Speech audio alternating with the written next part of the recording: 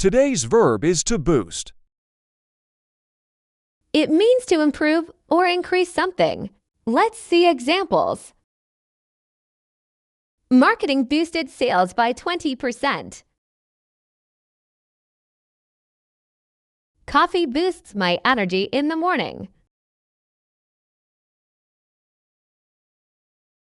Try using Boost in your daily conversations.